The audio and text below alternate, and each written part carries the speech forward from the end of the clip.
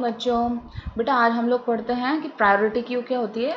Priority queue actually अब नाम से पता चल रहा है कि एक क्यू तो है ही। तो क्यू होती है एक तरह की, जिसमें जब भी हम कोई डेटा आइटम डालते हैं या फिर हम निकालते हैं तो ये हमसे पूछती है कि आपकी जो डेटा आइटम है उसकी प्रायोरिटी कितनी है। जो भी आपकी प्रायोरिटी होगी उस हिसाब से वो आपकी क्यू के अंदर आपके डेटा आइटम्स को अरेंज कर देती है।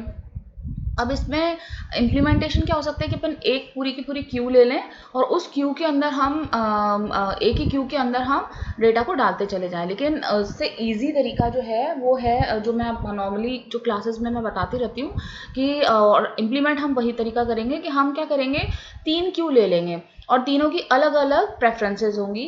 जैसे हमने ले ली 3 क्यू। फर्स्ट क्यू है PQ1, PQ2 and PQ3। First Q जो है PQ1 उसकी प्रायोरिटी 1 है, फर्स्ट प्रेफरेंस इसकी है। और इसकी प्रायोरिटी जो PQ2 है उसकी प्रेफरेंस है 2। और इसी तरह से जो थर्ड प्रायोरिटी है वो है ये। थर्ड प्रायोरिटी का मतलब नहीं कि ज़्यादा प्रायोरिटी है, प्रायोरिटी उसी की ज़्यादा होती है जो फर्स्ट है। मेरी first preference, first choice, second choice and third choice. तो फर्स्ट चॉइस जो होती है उसको प्रायोरिटी में ज़्यादा मानी जाती है, उसकी प्रेफरेंस ज़्यादा मानी जाती है। तो PQ1 जो है उसकी ज़्यादा प्रेफरेंस है, उसकी वो अपने ऑप्शन जो है वो सबसे ज़्यादा अच्छे से चूज़ किया हुआ है, सेकेंड वाला कम और उस थर्ड PQ3 उससे कम है। तो इसको ये चीज़ ध्यान रखनी है हमको कि प्रायोरिटी क्यू का मतलब ज़्यादा प्रेफरेंस दे रहे हो, प्रायोरिटी 3 का मतलब नंबर ज़्यादा दे रहे हो, 3 हो रहा है इसका मतलब ये नहीं है कि प्रायोरिटी 3 की ज़्यादा। तो ये हमें ध्यान रखना है कि हमारी क्या किस तरह से हमने क्या हमारा बिजनेस रूल है इस एल्गोरिथम के लिए। तो हमने 3 इस तरह से क्यूज़ बना दिए हैं। हम दूसरा वाला तरीका क्यों नहीं पढ़ रहे हैं, क्योंकि उसमें इम्प्लीमेंटेशन में कॉम्प्लेक्सिटी बढ़ जाएगी। तो इसको हम चेक कर रहे हैं। अब क्यू के अंदर वैसे तो फ्रंट और रियर होता है, लेकिन मैंने इसे डायरेक्टली करवाया है कि फ्रंट केवल मानते हुए कि एक फ्रंट है और एक रियर है, लेकिन मैं फ्रंट और रियर मैंने लिया नहीं है, डायरेक्ट एक स्टार्ट लिया है। और इसके अंदर इन तीनों के अंदर जो वो Q1 का है स्टार्ट है वो है स्टार्ट 1, PQ2 का स्टार्ट है वो है स्टार्ट 2 एंड PQ3 का जो स्टार्ट है वो स्टार्ट 3। यहाँ पे देखो जो कोड करेंगे हम, कोड के अंदर भी हमने क्या किया है, नोड ली है। नोड तो सिंपल वही है, लेकिन हमने जो पॉइंटर्स बनाए हैं उसमें एक स्टार्ट 1 लिया है जो PQ1 का पॉइंटर होगा, स्टार्टिंग पॉइंटर। स्टार्ट 2 लिया है जो PQ2 का स्टार्टिंग पॉइंटर होगा। स्टार्ट 3 लिया है जो PQ3 प्रायोरिटी Q3 का, PQ का मतलब प्रायोरिटी Q, प्री क्यू हम उसको PQ नाम दे रहे हैं। तो PQ3 जो है उसका जो स्टार्ट पॉइंटर है वो स्टार्ट 3 है। और हमारी नोड जो होगी वो बिल्कुल सेम वही है जो हम लिंक लिस्ट के लिए बनाते हैं, इसमें कोई चेंज नहीं होगा। तो ये क्या होगा आपके लिए ईजी तरीका हो गया। अब देखो क्या होगा कि जब हमें कोई वैल्यू इंसर्ट करानी है तो आपसे पूछा जाएगा कि what is your priority queue, और आप जिस भी क्यू को सेलेक्ट करोगे आप कहोगे मैं जो डेटा डालना चाहती हूँ उसकी प्रायोरिटी 1 है, फर्स्ट प्रेफरेंस दी जानी चाहिए उसको, तो वो इसमें चली जाएगी, अदरवाइज इसमें चली जाएगी, और अदरवाइज थर्ड क्यू में। जो भी आप कहोगे इन तीनों में से, हमने 3 ही ऑप्शन दे रखे हैं मान के चल रहे हैं हम, तो इन 3 में से एक यूज़र को सेलेक्ट करना होगा और इसके अलावा कुछ सेलेक्ट करेगा तो कुछ भी नहीं होगा। और या फिर आप बाय डिफ़ॉल्ट भी सेट कर सकते हो उसको कि बाय डिफ़ॉल्ट जो लास्ट प्रेफरेंस है उसमें चले जाने चाहिए। तो ये आपको डिपेंड करता है कि आप अपने कोड को किस तरह से रिफाइन करते हैं और इनको हैंडल करते हो इन चीज़ों को। अब देखो बेटा इसमें क्यू में जानी चाहिए, ठीक है। अब इसको कैसे हैंडल करेंगे, पर पहले मैं आपको दिखाना चाह रही हूँ कि कोड कैसे रन हो रहा है। तो मैं आपको एक बार कोड को रन करके दिखा रही हूँ। तो ये हमारा कोड है, इसको बाद में डिस्कस करते हैं कि इस पर क्या कर रहे हैं हम, लेकिन इसको पहले मैं रन करा देती हूँ। तो इसको अगर हम रन कराते हैं तो अब देखिए क्या हो रहा है। इसको बड़ा कर देती हूँ। सबसे पहले हमने क्या कहा कि क्रिएट नोड, तो क्रिएट नोड तो हम जैसे करते हैं उसी तरह से करेंगे। तो हमने फर्स्ट ऑप्शन चूज किया, ऑप्शन में ये मांग रहा है कि वैल्यू एंटर करो, मैंने 11 एंटर कर दी। Node created successfully. अब इंसर्ट करना है। इंसर्ट करने से क्या होगा, ये आपसे पूछेगा कि व्हाट इज़ योर प्रायोरिटी, आपकी डेटा की प्रायोरिटी कितनी है। मान लेते मैं फर्स्ट नोड में एंटर कराना चाहती हूँ, तो फर्स्ट मेरी प्रायोरिटी है। नोड इंसर्ट हो गई, क्या हम देख सकते हैं, चलो देखते हैं। तो जैसे ही देखेंगे तो ये बता रहा है, देखो यहाँ पे इस तरह से कि PQ1 के अंदर 11 है, PQ2 के अंदर कुछ भी नहीं है और PQ3 के अंदर कुछ भी नहीं है। अब अगर मैं एक और नोड क्रिएट करती हूँ, वैल्यू है 22, तो हमने वैल्यू 22 नोड क्रिएट कर दी है। अब इसे इंसर्ट करते हैं, प्रायोरिटी मान लेते हैं 2 है, तो प्रायोरिटी हम तीनों में एक एक नोड इंसर्ट करके देख रहे हैं। तो 2 हो गई प्रायोरिटी, और इसी तरह से इंसर्ट हो ही चुका है ये 2 सेकंड प्रायोरिटी के अंदर। फिर से हम एक और नोड क्रिएट करते हैं, उसकी प्रायोरिटी रखते हैं हम 2 ऑप्शन सेलेक्ट किया मैंने कि ताकि एंटर कर सके, और हमने प्रायोरिटी दी है 3। अब हम डिस्प्ले करते हैं, डिस्प्ले का ऑप्शन है 4, तो हमने 4 सेलेक्ट किया। अब देखो PQ1 में भी है, PQ2 में भी है, PQ3 में भी नोड है। क्या क्यू सही से चल रही है? तो इस तरह से हम एक वैल्यू और इंसर्ट करके देखते हैं कि क्या क्यू के अंदर क्या होना चाहिए, रियर में वैल्यू एंटर होनी चाहिए। एक्चुअली हमने कोड में वही किया है कि रियर में वैल्यू एंटर की है, तो कोई दिक्कत नहीं आएगी, फिर भी एक बार करके देख लेते हैं। तो इन्फॉर्मेशन तो हमने नोड क्रिएट कर दी है। अब हमें नोड को इंसर्ट कराना है, फर्स्ट में डालते हैं, तो फर्स्ट में इंसर्ट कर दी। अब देखते हैं कि क्या, देखो अब रियर में एंटर हुई है 44, तो क्यू इज वर्किंग प्रॉपरली। अगर मुझे डेटा को डिलीट करना, तो डिलीट कहाँ से होती है, हमेशा फ्रंट से होती है, हमेशा वैल्यू डिलीट एक क्यू के अंदर। तो जब हम डिलीट कराएंगे, अब देखो इसमें क्यू में जब हम डिलीट करते हैं तो हमेशा फर्स्ट प्रेफरेंस डिलीट होगी, हमेशा नोड कौन सी डिलीट होगी, फर्स्ट वाली नोड डिलीट होगी, फिर सेकंड वाली नोड खाली होगी। नोड का मतलब priority queue, first priority queue पहले खाली होगी, फिर सेकंड प्रायोरिटी क्यू खाली होगी और देन थर्ड प्रायोरिटी खाली होगी। तो अब उस कंडीशन के अंदर, and this is my program's business rule, आप चाहो तो आप कुछ भी, आप यूजर से फिर पूछ भी सकते हो कि कौन सी नोड से प्रायोरिटी, आपकी कौन सी प्रायोरिटी से आप लेना चाहते हो। पर बाय डिफॉल्ट मैंने जो अपना प्रोग्राम बनाया वो उसी तरह से बनाया, और मैं जो अपने बिजनेस रूल लेके चल रही हूँ वो यही है। तो अब हम क्या कर रहे हैं, हम पूछ नहीं रहे हैं, हमारी जो फर्स्ट प्रेफरेंस है डिलीट होना है। अब देखो 3 क्यू अगर लगा रखी हो, आप मान लेना कहीं टिकट लेने गए हो, तो फर्स्ट प्रेफरेंस तो वही होगी ना, जो फर्स्ट प्रेफरेंस VIP हो गया फर्स्ट वाला। तो PQ1 एक तरह से होना चाहिए कि VIP है, second VIP and third VIP की अगर क्यू लगी है तो निकलेगा कौन, फर्स्ट VIP वाला पहले खाली होगी, उसके बाद ही सेकंड वालों की बारी आती है। तो वही कंसेप्ट जो रियल वर्ल्ड में हम लोग यूज़ करते हैं, उसी को लेते हुए मैं चल रही हूँ। तो हम सबसे पहले किसको डिलीट करना चाहेंगे, इनको। तो बाय डिफ़ॉल्ट अभी हमसे पूछेगा नहीं है, बाय डिफ़ॉल्ट ही डिलीट कर देगा। तो मैं ऑप्शन से सेलेक्ट कर रही हूँ 3 for is for delete node. तो अब मैं फर्स्ट नोड है जो मेरी पहली बार हम डिलीट कर रहे हैं, तो हमने डिलीट कर दी। देखिए कौन सी नोड डिलीट हुई है, आपको ऊपर दिख रहा है कि क्या था पहले सीन। हम 4 ऑप्शन लेते हैं। अब देखो क्या डिलीट हुआ है, 11 डिलीट हुआ है PQ1 के फ्रंट से, और क्यू है, क्योंकि ये क्यू है तो फ्रंट से ही डिलीट होना चाहिए। तो दिस इज वर्किंग प्रॉपर्ली। एक और नोड डिलीट करते हैं फिर से। तो हमने ऑप्शन सेलेक्ट किया है 3 और हमने डिलीट कर दी नोड, और फिर एक बार क्रॉस चेक करते हैं इसको डिस्प्ले करा के। अब देखो कौन सी डिलीट हुई, पहले PQ1 खाली हो गई, अब किसकी बारी है, PQ2 की।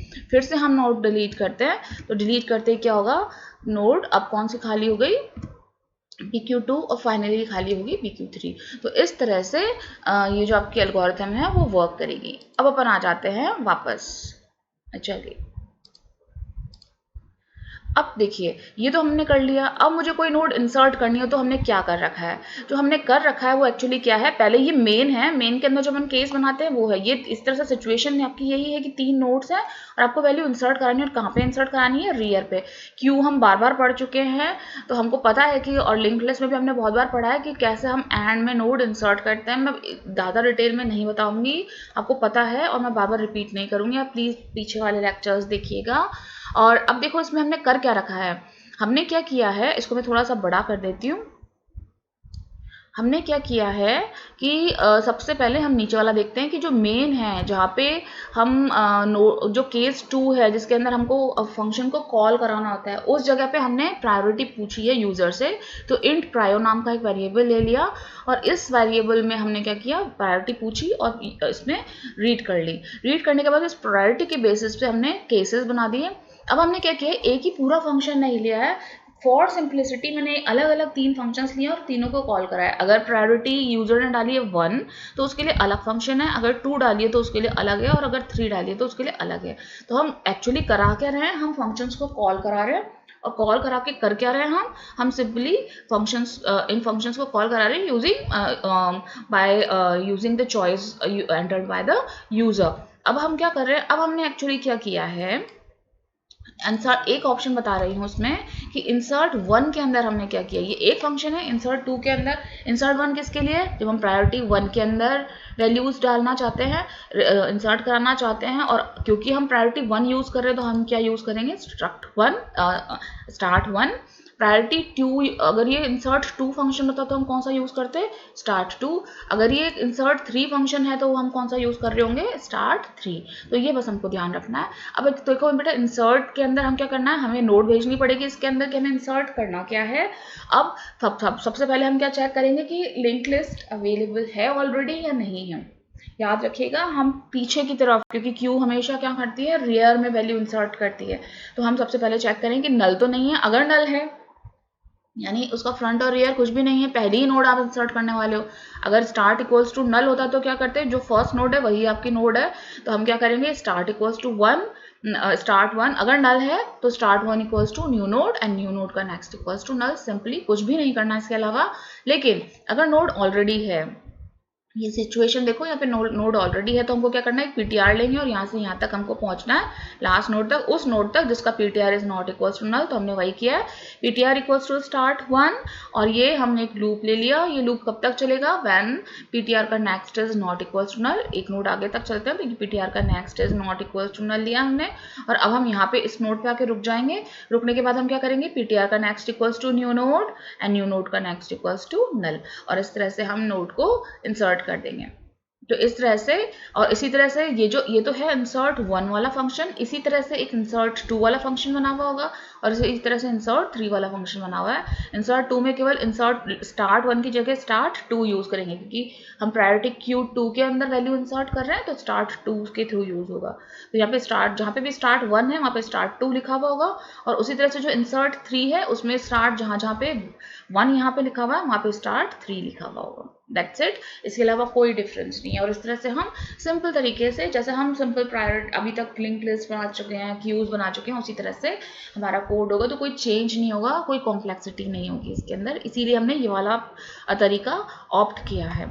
अब इसी तरह से हमें क्या करना है, डिलीशन करना है। अब डिलीशन तो हमको पता है कि सबसे पहले स्टार्ट हमको डिलीट करना है प्रायोरिटी 1 से, फिर प्रायोरिटी क्यू से प्रायोरिटी 3 वाली जो क्यू है उनको डिलीट करना है। तो अब क्योंकि हमको पता है कि हमको यूजर से पूछने की जरूरत नहीं है, तो सिंपली जब आप जैसे ही आप डिलीट कॉल होगा आपका, तो उस डिलीट कॉल होते ही क्या होगा, सबसे ये आपका मैंने डिलीट फंक्शन है ऊपर, बस इसके अलावा ऊपर कुछ भी नहीं था। तो जैसे ही आप डिलीट फंक्शन में एंटर होगे, उस कंडीशन के अंदर डिलीट एल्गोरिथम क्या करेगी, सबसे पहले चेक करेगी कि इफ स्टार्ट इक्वल, सबसे पहले ये खत्म करना है हमको, ये वाली नोड जब तक नहीं क्यू फिनिश नहीं हो जाती तब तक इस पर नहीं जाना। सबसे पहले हम ये चेक करेंगे, फिर इसके बाद इसको चेक करेंगे, और ये भी खाली होगी तब इसको चेक करेंगे। हमने देखा था रन करके, तो आपको पता है कि आप क्या करना चाह रहे हो एक्चुअली। तो सबसे पहले हमको इसको खाली करना है, जब तक इसके अंदर नोड में वैल्यू होगी इस पे नहीं जाना है। तो हमने सबसे पहले एंटर होते ही फंक्शन के अंदर स्टार्ट 1 को चेक करा लिया कि स्टार्ट 1 नल है, तब स्टार्ट 2 पे जाओ। स्टार्ट 1 नल नहीं है तो पहले स्टार्ट 1 में से डेटा डिलीट करना है। तो स्टार्ट 1 अगर नल नहीं है तो क्या करेंगे, फर्स्ट नोड को हमको नाम देना होगा, क्योंकि हम डिलीट करना चाहते हैं, तो इसको हम एक नाम दे देंगे पीटीआर। तो पीटीआर इक्वल्स टू स्टार्ट 1, तो यही नोड जो है वो पीटीआर बन जाएगी। अब स्टार्ट 1 इक्वल्स टू स्टार्ट का नल, तो और ये स्टार्ट 1 बन गया, एंड फिर इसको डिलीट करेंगे। तो यही 3 हमको वैल्यूज करनी है कि 11 विल बी पीटीआर स्टार्ट, जो है स्टार्ट इक्वल्स टू स्टार्ट का नेक्स्ट, मतलब जो ये 12 है वो स्टार्ट बन जाएगा, स्टार्ट इक्वल्स टू स्टार्ट का नेक्स्ट, और डिलीट कर देंगे हम 11 को, यानी डिलीट पीटीआर, क्योंकि हम इसको नाम दे चुके हैं पीटीआर। केवल इतना सा करना है। अगर ये नल है, if start equals to null, start not equals to null होता तो इसमें जाता है, लेकिन अगर स्टार्ट नल हो जाएगा, जैसे जैसे ये तीनों नोड्स हट जाएंगी तो ये स्टार्ट नल हो जाएगा। जैसे ही स्टार्ट नल हो जाएगा, अब हमारा जो कोड है वो इस जगह जंप कर देगा। इफ स्टार्ट 2, जब तक ये नल नहीं होगा तब तक वो इसमें एंटर होगा और यहीं से रिटर्न हो जाएगा, क्योंकि हमने यहाँ पे रिटर्न लिख रखा है, तो वो इसमें जाएगा ही नहीं, इस वाले सेकंड नोड से कुछ डिलीट नहीं करेगा। जैसे ही ये खाली हो जाएगा, ये इधर जाएगा और चेक करेगा ये स्टार्ट 2 तो नल नहीं है। अगर वही सेम काम करेगा स्टार्ट 2 के लिए, और मतलब सेकंड उसके लिए क्यू के लिए, इसमें से डेटा को डिलीट करेगा। जब ये खाली हो जाएगी तभी वो थर्ड में जाएगा, और इसीलिए हमने इनको इफ के साथ एल्स नहीं लगाया है, अलग अलग इफ लिए हैं। फिर थर्ड में जाएगा और थर्ड में से डेटा को डिलीट करेगा। जो आप देखा भी आपने कि ये जो क्यू है दैट इज वर्किंग प्रॉपरली। तो इस तरह से हम प्रायोरिटी क्यू को इम्प्लीमेंट करते हैं। मैं आपके क्लासरूम के अंदर डाल रही हूँ इस कोड को भी, प्लस ये वाला जो डॉक्यूमेंट है इसको भी डाल रही हूँ, तो आप इसको देखिएगा और इसको रन कराने की कोशिश कीजिए। अगर कोई प्रॉब्लम है तो कमेंट छोड़ दीजिए, बेटा मैं देख लूँगी, और या फिर हम जब भी इंटरेक्टिव क्लास लेंगे तब हम उसमें कवर करेंगे उसे। एक बार कोर्स का फिनिश हो जाएगा तो फिर हम लोग इंटरेक्टिव क्लासेस फिर स्टार्ट कर देंगे, ताकि आपके पास एक बार मटेरियल होगा, एक बार पढ़ लीजिए, गो थ्रू जाइए, तो हमारी जो प्रॉब्लम क्लासेस होंगी उसमें इन प्रॉब्लम्स को सॉल्व करेंगे, जो भी प्रॉब्लम्स आ रही हैं। चलिए तब तक के लिए बाय।